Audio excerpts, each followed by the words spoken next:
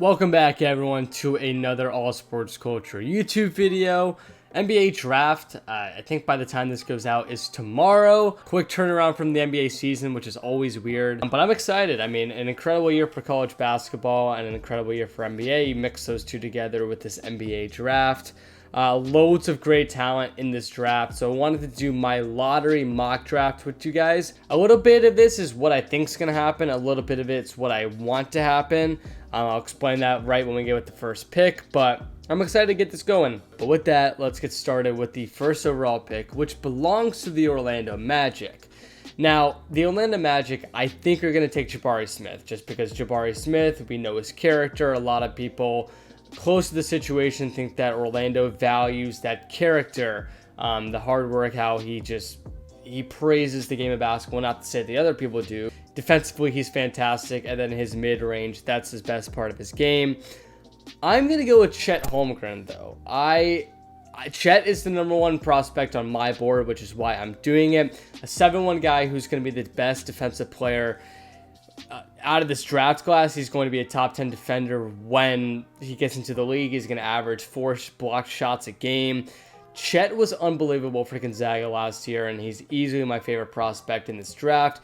A lot of people want to talk about Drew Timme, but I was more of a fan of Chet, and I think that when you talked about the Wooden Award and being the best player in college basketball last year, no one brought up Chet's name, and I kind of thought he deserved to be in that conversation. He was averaging a double-double. He was averaging, like 16 and 10, 16 and 11 every single night, along with those blocked shots like I just mentioned. Chet is a force to be reckoned with, and so many people want to criticize him because of his weight. I get it. If he can stay healthy and he can add on pounds, I know it's a big what if, but even if he doesn't, still with the college standpoint, his production level, I think he's going to be fine. I know a lot of people are saying that in the tournament, he wasn't all that amazing. And that's fine. I think Gonzaga as a whole wasn't amazing. I think this Chet guy is great, and I would be thrilled if he goes number 1. I think he's not going to go number 1. I think he's going to go number 2, but that's what I would do. Number 2, I'm going to go with Jabari Smith now, to the OKC Thunder. Look, like I said with Jabari Smith, mid-range god, plays exceptional defense, high character guy. Defensively, there's just one play that you see against Tennessee where he's kind of just guarding one guy and then kind of switches off to another guy, gets a block shot. If you see the clip, it's going all around Twitter right now. You know what I'm talking about. But just that is a perfect representation of what he can do down low at the basket on the defensive side. If you want him at perimeter, he's exceptional there as well. Jabari Smith is a fantastic guy, a fantastic player. I mean, a fantastic guy. I want to know him, though. But the thing with Jabari Smith, and I don't want to criticize him too much, but obviously didn't really show up against A&M in the SEC tournament. Didn't really show up in the NCAA tournament as well. You can say that against, the whole guard play with Auburn in those 2 tournaments. But still, Jabari Smith, I see some people are saying he's like the tier 1 at the top 3 guys. I don't really see it. I think he's better than Paolo, but I do not think he's better than Chet. But number 3, I'm going to go with Paolo to the Houston Rockets. Paolo is a weird because I think a lot of people are higher on him than I am. He's a 6'10" guy who can handle the ball. He can shoot the 3. Lots of moments where he had takeover games for this Duke team. I don't see him being a high ceiling guy. I think he has the best chance to walk into the league right now and be the best player. But with that, the thing with Chet I didn't really mention is Chet definitely can flare out. I think his floor is higher than a lot of other people's in the draft strictly because of the weight. But Paolo, I think, is just such a safe pick. And I think if I'm a GM, especially if I'm in the spot at number 3 with Houston, I'm going to try and take the risky type of guy. He's going to walk into the league, be really solid, but from like an upside standpoint, just don't exactly know if it's going to be a lot of what you're looking for. Even someone like Jaden Ivey, I think Jaden Ivey has the potential to be the best player out of this draft class. But Paolo is obviously such a safer pick because you're getting the 6'10" guy who can shoot, handle the ball, play pretty solid defense, and led a Duke team to the Final Four. You know what I mean. So Paolo at number 3 is my pick. And like I said, number 4 with the Sacramento Kings, I'm going to go with Jaden Ivey. I love Jaden Ivey. Some people are wanting this guy to be in the top 3 because of what he was doing in the regular season, what he was doing in the postseason. Jaden Ivey's elusiveness is something we really haven't seen from a prospect in a long time. There was this one play, I do not remember who they were playing Purdue, but he was just flying down the court. The guy's speed's unbelievable. And if you put this with De'Aaron Fox in the backcourt, I understand Sacramento in the past has gone guards a lot, but I think that Sacramento does such a good job. And I praise this especially with the NFL draft, that you have to go best player available. Anyway, number 5, we got the Detroit Pistons.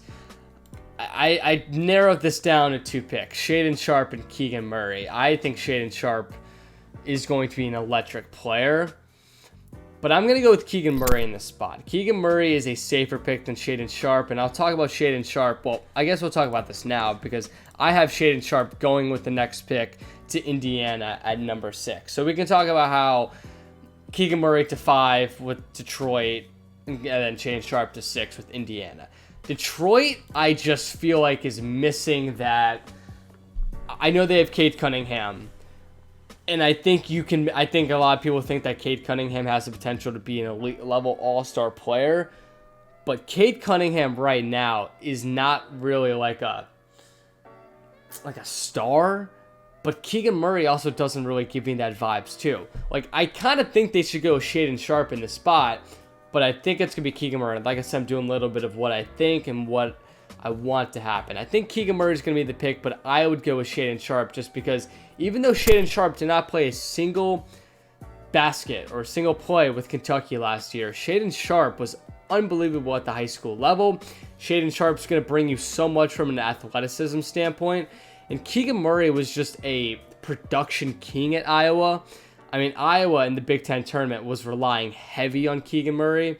And I think that Keegan Murray's production level, like I said, is fantastic. And that's why he's going to go top 5, top 6 in this draft. So I'm going to go Keegan Murray at 5, Shaedon Sharpe at 6, even though I think it should be flipped. That's kind of what I think is going to be happening. Number 7, we have the Portland Trailblazers. Portland Trailblazers don't really have a lot going for them. They still have Damian Lillard on this team, but I'm going to give them Jalen Duren. Jalen Duren, coming out of high school, was a fantastic player. And even when he got to the Memphis level, I mean, it was a weird year with Amani Bates. So Jalen Duren pretty much had to carry that team, and he certainly did. He led the All-American Conference, I think, in points and block shots, maybe rebounds too. I think rebounds. Exceptional talent. I think he's better than Mark Williams. I think a lot of people disagree with that just because they watched more of Mark Williams play for this Duke team. But Jalen Duren is going to get you block shots, and obviously, like I just mentioned earlier with Chet Holmgren, such an underrated stat line in my opinion, and he was fantastic at that. I think Portland is lacking I think they're going to go best player available here. I definitely could see them going Benedict Mathurin because I think Benedict and Jalen Duren are the best 2 players listed here. So I think Jalen Duren, because you need that center position locked up as well. I think that's the pick because obviously they have Anthony Simons. They have Damian Lillard, like I just said. So they kind of need that big man, and I think that Jalen Duren could be the pick there at number 7.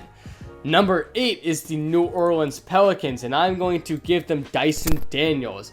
Dyson Daniels is a weird pick here because Dyson Daniels played for the G League Ignite, but I mean, again, like I mentioned earlier with Shaedon Sharpe, and at the high school level, that's what you're going to get. And obviously, we've seen this with so many players now. They're going to elect to not go down the college route. Either it's just, I mean, even though Shaedon Sharpe did, he technically just didn't because he didn't play. But we're going to see so many guys go do G League Ignite, go play international, and that's exactly what Dyson Daniels did. With Jalen Green, take him for an example. He did the same exact thing. Dyson Daniels, from a proficiency level, was obviously great as well. For a lot of these guys like Dyson Daniels, you just got to watch him play, and similar to Jaden Ivey, and you're going to get blown away by their athleticism.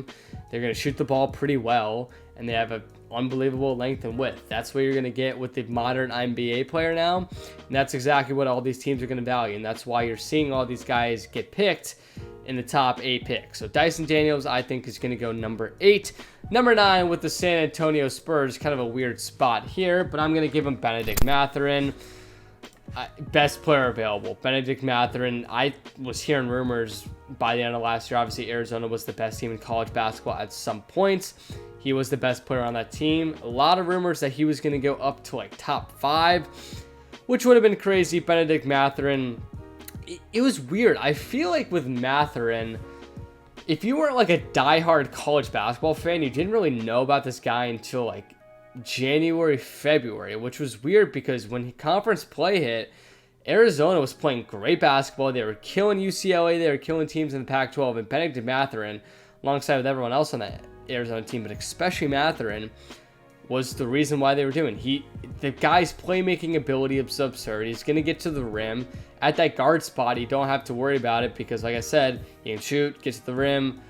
He's unbelievable. And I think that San Antonio's in a weird spot right now because they don't have any talent on that team. Popovich is reigning towards the end of his career. Just go best player available, and I think you're going to be good. Number 10 is the Washington Wizards, and I'm going to give them Johnny Davis here. Johnny Davis, I'm not a huge fan of. I think you could go a lot better, but so many mocks are just saying that he is the safest pick in this draft. And I can understand that because from an offensive standpoint, especially in the first half of the college basketball year, he was the best offensive player in college basketball last year. And for a Washington team who, needs defense, which is kind of ironic, but offensively, you don't know what Beal is going to do next year. You're relying on Kyle Kuzma and KCP to get you buckets. No. Get yourself a Johnny Davis, who at Wisconsin was fantastic, especially, like I said, at the first end of the year. He's going to get you threes, and I know that's a team that struggled from beyond the arc last year, the Washington Wizards. Get yourself Johnny Davis, and I'm pretty certain, like I said with the NFL draft, I usually am certain on like a pick happening. I'm pretty certain Johnny Davis will be a Wizard come Thursday night. Number 11 is the New York Knicks, and I'm going to give them AJ Griffin. AJ Griffin, I watched him play against UNC and lock down everyone on the defensive side, and I said this guy should be a top 10 pick come NBA draft time. The problem was he didn't, I don't want to say fell off, but that production we saw in the first half of the year, and primarily that UNC at Chapel Hill, is not replicated, especially kind of in that tournament. I know Sully referenced this in the podcast, and I don't think it's true, but it is true to an extent.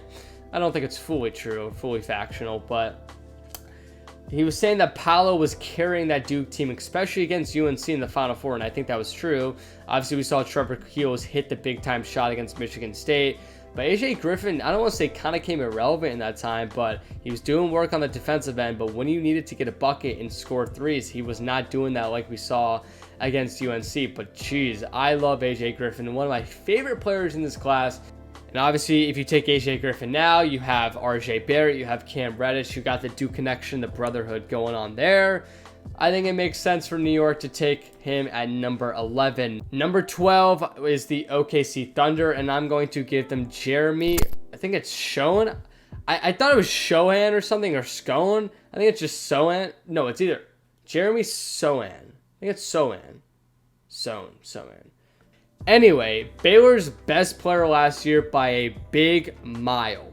Baylor obviously is a product of great defensive players, but he is more than just a defensive player in my opinion. You saw in the tournaments, even though they lost to UNC in round 2, especially in that Norfolk State game, and even in that UNC game, he was the best player on the court outside of UNC's masterclass in the first half. He was shooting threes, he was playing great defense, he can get to the rim with ease. He's their best player, and I think that people are overlooking this guy just because we've seen it in the draft, and even with Tyrese, I feel like he was so good defensively, and people are overlooking him. With Jeremy too, I think you're overlooking him just because he's primarily a defensive guy, but he is so good. And I think that OKC, if they end up with Chet and Jeremy, that is a unbelievable defensive team already, and I think that would be so much fun if you're a Thunder fan. Number 13 is the Hornets, and I'm going to give them Mark Williams. They're in dire need. Let me tell you, dire need of a rim protector and some big guy down low, and Mark Williams, I think, does a great job of that. And then number 14 is the Cleveland Cavaliers, and I'm going to give them Tari Eason. Like Sam talked about on the podcast, you can listen primarily to what he was saying. The fit is perfect with Tari Eason on the Cleveland Cavaliers. Cleveland was a fun team to watch this year, and they get that 14th overall pick, and I think that Tari Eason's a great fit for them out of LSU. That is the mock draft, ladies and gentlemen. Hope you all enjoyed. Let me know down below what you would change. Let me know how I did on this mock draft. Until next time, I will see you guys later.